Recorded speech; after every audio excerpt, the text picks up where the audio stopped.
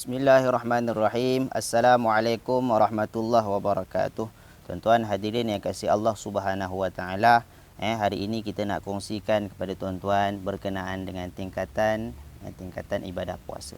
Jadi disebutkan oleh Imam Al-Ghazali bahawa puasa ini ada tiga tingkatan. Ada tiga darjat. Yang pertama puasa khawasil khawas, iaitu puasa golongan khusus seperti para wali, aulia Allah, arifin billah, orang-orang yang arif mengenal Allah Subhanahu wa taala. Yang kedua iaitu puasa al-khawas, iaitu puasa orang khusus, dan yang terakhir iaitu puasa awam, iaitu puasa orang-orang biasa seperti kita. Jadi puasa yang pertama iaitu puasa al-khawasil khawas. Khawasil khawas ini golongan puasa arifin billah, orang-orang yang hatinya begitu dekat dengan Allah, para wali. Jadi puasanya mereka ini puasa dengan meninggalkan ingatan selain daripada Allah. Setiap masa, setiap waktu dan keadaan ketika melakukan ibadah puasa, tidak ada ingatan dalam dirinya, dalam hatinya, melainkan hatinya itu menghadap dan ingat kepada Allah Subhanahu wa taala. Jadi satu kisah pada suatu hari Syekh Abdul Qadir Al-Jailani, seorang aulia Allah, sultanun aulia, yang mempunyai murid-murid yang begitu hebat. Ketika majlisnya Allah Subhanahu wa taala bukakan kasyaf kepada beliau, sehingga Allah bukakan pada satu ketika, satu detik saja di kalangan anak-anak muridnya, di kalangan anak-anak didiknya, satu detik sahaja tiada ingatan kepada Allah, hilang tumpuan hati kepada Allah, tidak ada zikrullah, satu saat sahaja.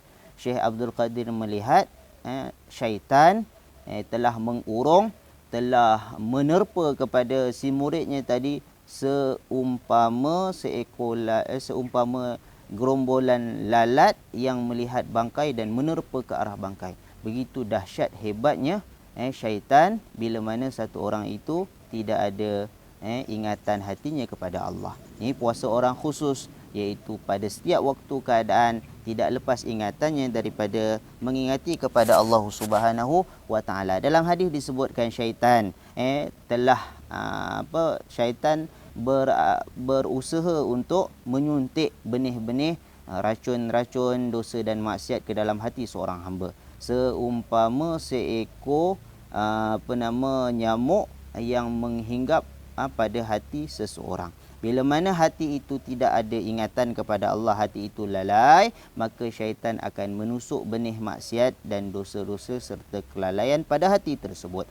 Namun sebaliknya, bila mana hati tadi tetap ingatannya kepada Allah, maka syaitan akan terus meninggalkan hati tersebut. Itu puasa yang pertama.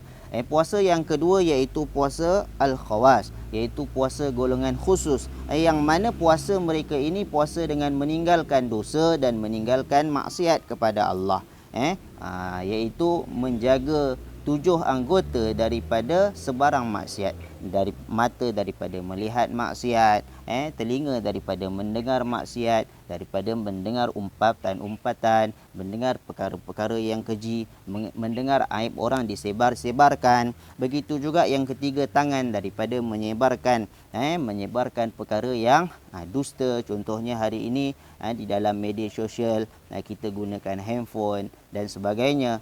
Orang banyak menyebar perkara yang belum tentu kesahihannya dan sebagainya. Kemudian maksiat kaki, berjalan ke arah maksiat, ke tempat-tempat maksiat. Kemudian maksiat perut, makan perkara yang haram dan lain sebagainya. Jadi 7 anggota ini hendaklah dijaga ketika kita melakukan ibadah puasa. Bukan sekadar meninggalkan makan, meninggalkan minum, bahkan menjaga 7 anggota tubuh badan anggota kita ini daripada melakukan apa jua maksiat yang dilarang oleh Allah Subhanahu wa taala. Kata Nabi SAW, setiap kullu lahmin nabata minas suhti fannaru aula bih. Setiap daging yang mana dia tumbuh daripada sumber yang haram, maka nerakalah yang selayaknya untuk daging tersebut.